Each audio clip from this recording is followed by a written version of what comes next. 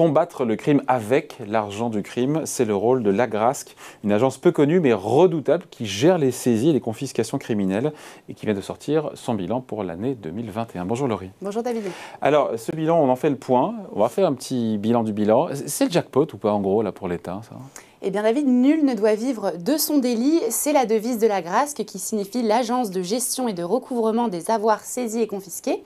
Et comme chaque année, eh bien l'Agrasc sort son rapport d'activité et le moins que l'on puisse dire, eh bien, c'est que 2021 aura été une année exceptionnelle puisqu'elle marque les 10 ans d'existence de l'agence, mais aussi une année record avec un montant des saisies s'élevant à 480 millions d'euros, c'est-à-dire 200 millions de plus qu'en 2020.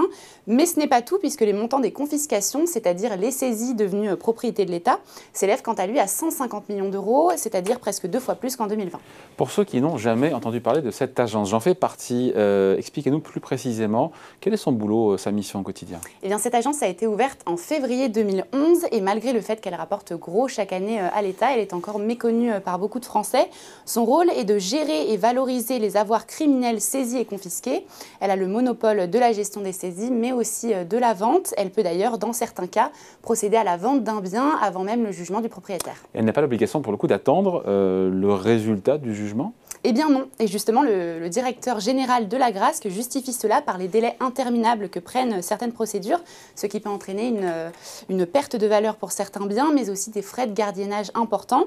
Cependant, il faut savoir que ça ne concerne que les biens mobiliers, elle ne peut pas mettre en vente les biens immobiliers qui ont été saisis mais qui ne sont pas encore confisqués. Bon, et si la personne est relaxée, tiens, et que son bien a été vendu, il se passe quoi ? Eh bien sûr, le produit de la vente est consigné. Si le propriétaire n'est pas condamné, eh bien la somme lui sera bien sûr restituée.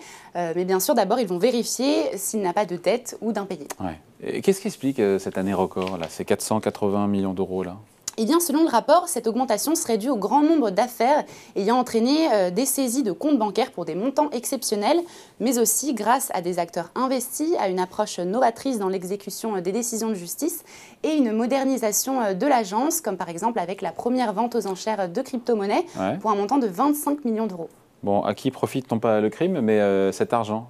L'argent du crime. Eh bien, les recettes sont redistribuées en fonction de leur nature. La majeure partie est reversée au budget de l'État, mais aussi à des fonds contre les drogues, le proxénétisme ou encore la traite d'êtres humains. Elles permettent également de financer l'indemnisation des victimes et la protection des collaborateurs. Enfin, plutôt que de revendre certains biens, eh bien, l'Agrasc peut décider aussi de les réaffecter aux services, à certains services de l'État, comme par exemple à la police, avec les voitures ou avec des drones. Bon, des exemples sinon de biens saisis par cette agence et revendus l'an dernier, 2021. Eh bien, chaque année réserve son lot de surprises. En novembre dernier, une vente aux enchères était organisée et avait rapporté presque 3 millions d'euros. Parmi les 300 lots proposés, il y avait notamment des véhicules de luxe, des montres, des bijoux ou encore des vins prestigieux, mais également des objets plus abordables comme des téléphones ou des ordinateurs ou des consoles de jeux par exemple. Il y a parfois des saisies plus originales avec par exemple la saisie d'un troupeau de vaches pour maltraitance, pour maltraitance qui avait rapporté 58 000 euros à l'agence. Au total, donc en 2021, le montant des ventes mobilières a atteint 13,2 millions d'euros, ce qui fait une augmentation de 60% par rapport à 2020. Et parmi les objets vendus, il y avait notamment 15 bateaux, 514 voitures ou encore 236 bijoux et montres. On parle beaucoup, Laurie, du nombre de saisies. Qu'en est-il des restitutions ? Eh bien, parallèlement à l'augmentation du nombre de saisies, le nombre de restitutions a lui aussi beaucoup augmenté, mais le ratio entre les deux est resté stable à 17%, soit 83 millions d'euros restitués en 2021. Et selon l'agence, eh bien, cette hausse n'est pas signe d'un dysfonctionnement, mais plutôt d'un système arrivé à maturité. Bon, on finit là-dessus, mais qu'en est-il, puisque c'est aussi l'actualité, des avoirs des oligarques russes qui ont été saisis ?